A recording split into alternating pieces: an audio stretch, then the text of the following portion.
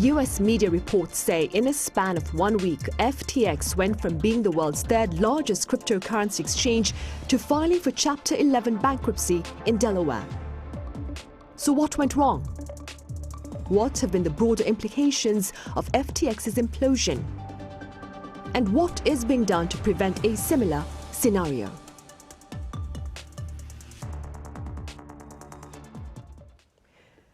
Welcome to Issues and Insiders. The sudden collapse of FTX is fanning fears about the future of the crypto industry. For more, I have Professor Kim Sei-wan at Ewha Womans University live on the line. Professor Kim, it's been a while. Welcome back. Good afternoon, Sonny. I also have Professor Anthony BORQUEZ at the University of Southern California live on the line as well. Professor BORQUEZ, it's a pleasure to have you with us. Thank you for having me. Right, Professor BORQUEZ, we'll start with you. What do you suppose caused the FTX's collapse? Well, we have to look back at 2017, when Sam Bankman-Fried created Alameda Research, which essentially was a crypto hedge fund that, really did trading and it was trading Bitcoin and was arbitraging it to much success.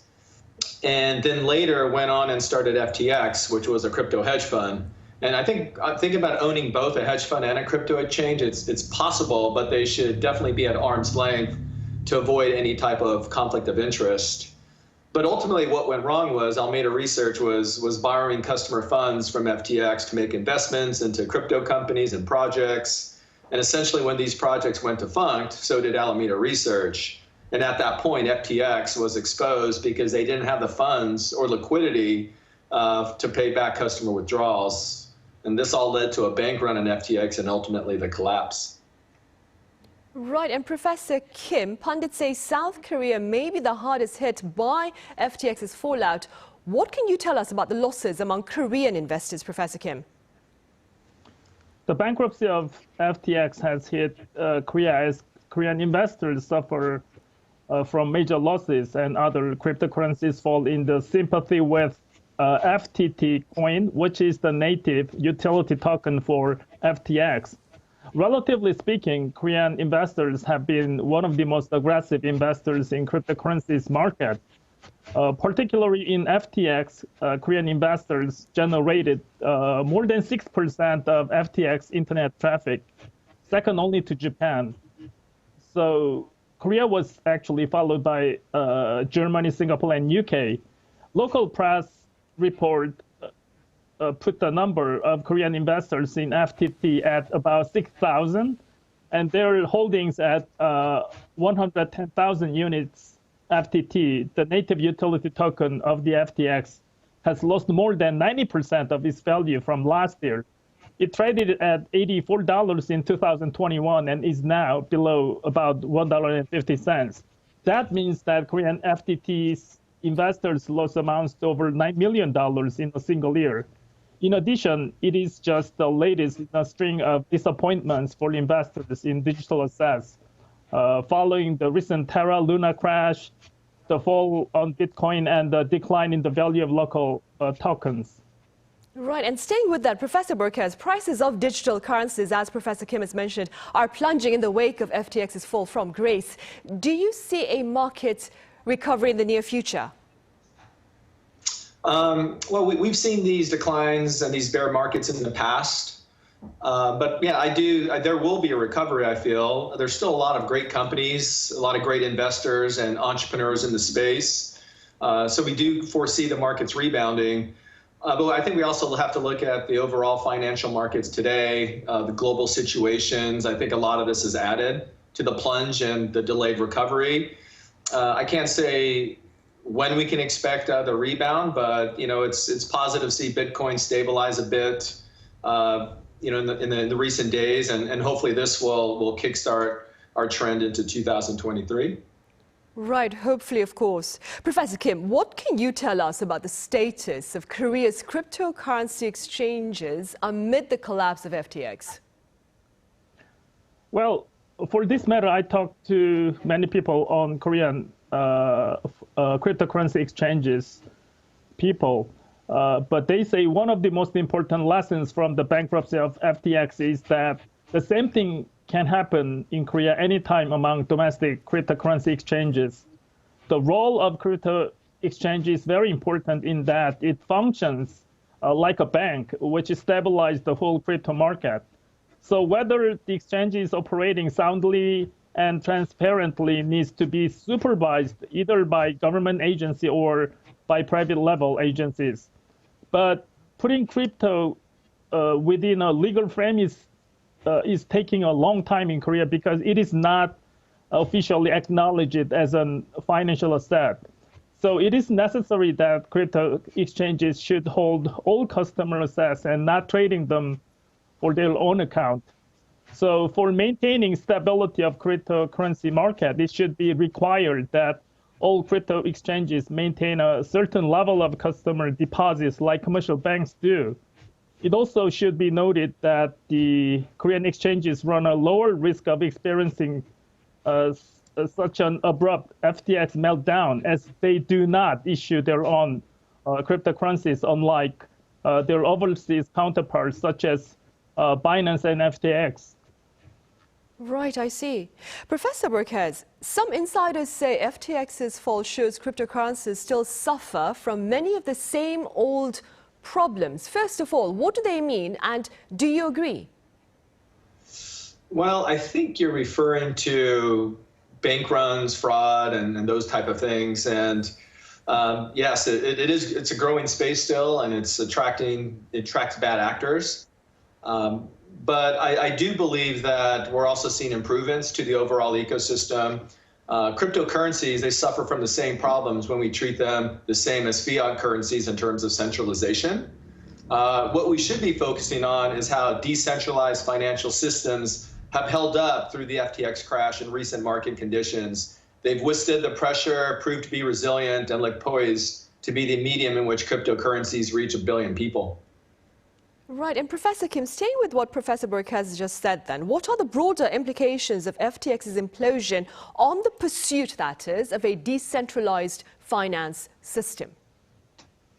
I think that is a very important question about the spirit of cryptocurrency, Sunny.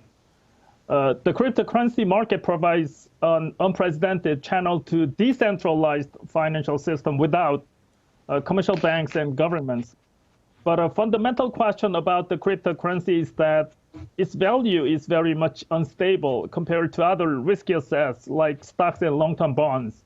So to further develop the cryptocurrency market, it is necessary to guarantee the stability and transparency of the market through self-imposed control by cryptocurrency exchanges.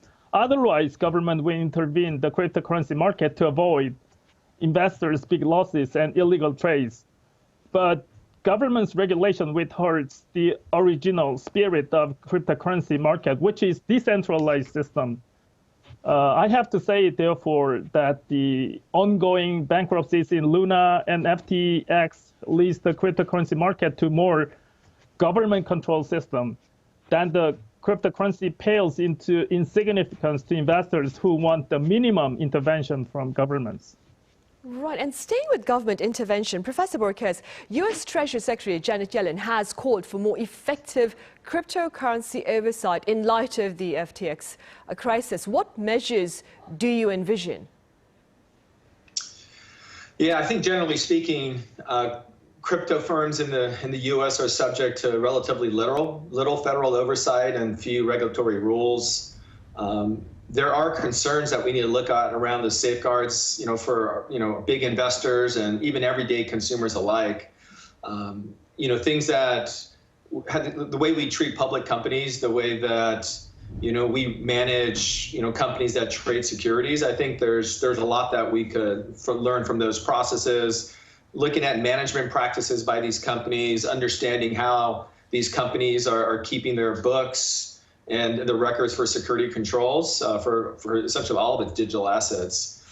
So I think in a nutshell, we're going to see different regulations starting to come down. I think everybody's looking at the current situation and trying to see what they could do, to address, people that have been, consumers that have been impacted by this. But looking at how some of the practices from how our traditional banks operate, I think there's lessons learned, and I'm sure that this incident will spark some motion by the regulators. Right, and Professor Kim, against that backdrop, what are your words of advice to those interested in the cryptocurrency market as we speak? Due to a recent series of collapses in Luna Coin and bankruptcy of FTX, cryptocurrencies are more avoided by investors. At the beginning of this year, the most representative cryptocurrency, Bitcoin's price was about 58 million won per unit, but its price is about 23 million. The Bitcoin price dropped more than 60% for this year. And all cryptocurrencies' volatilities became much larger than that of the last years. According to my calculation, the correlation between Bitcoin return and S&P 500 index return is about 0.8, which is very high. So one way to interpret the Bitcoin return is that it is something like a stock index return with higher volatility, much more ups and downs. If we apply this interpretation of cryptocurrency return, the cryptocurrencies will suffer more losses because all central banks are raising its key interest rate quickly, and economic recession is expected for this year and next year. Right, I see. And that being said, then, Professor BORQUEZ, what do you advise with regard to ventures in the cryptocurrency market against this climate of economic challenges? Sure. This is a field that I teach, at USC on entrepreneurship and venture, and it's, we're at this point in time where we really need to understand the risk that's involved as investors, also as entrepreneurs. There's a lot of lessons that we've learned from, the .com era and thinking about where we're at now.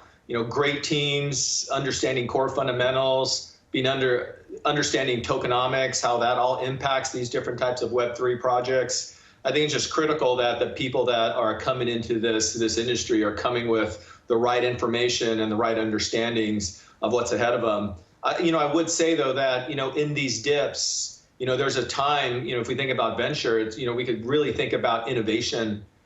Think back to 2018. The result of that dip was the emergence of DeFi, and that stayed resilient through the recent market conditions, and it looks to be a huge important role in the future of the industry. And Professor Kim, this is an impromptu question, but speaking within your capacity as a scholar, do you suppose government intervention is inevitable to ensure stability within the cryptocurrency market as we move forward? Well, the answer to that question really depends on how much cryptocurrency investors accept the government's intervention. As we talked about, the real spirit of the cryptocurrency is based on decentralization without central banks. But if the instability of the crypto market goes well over years and years, or bankruptcies of major cryptocurrency exchanges goes again and again, the government's intervention should be accepted by cryptocurrency investors to protect their wealth in terms of the cryptocurrencies. Right, and very briefly speaking, Professor BORQUEZ, I extend the same question to you. Do you suppose government intervention is inevitable?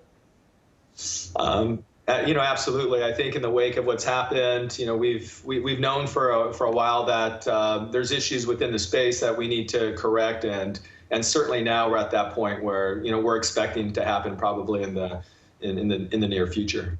Right, I see. All right, Professor BORQUEZ, thank you very much for your time and your thoughts today. And Professor Kim, as always, thank you very much for your insights. Thank you very much. Thank you for having us. Right, well, that ends this edition of Issues and Insiders. We'll be back same time tomorrow. Join us then. Thank you for now.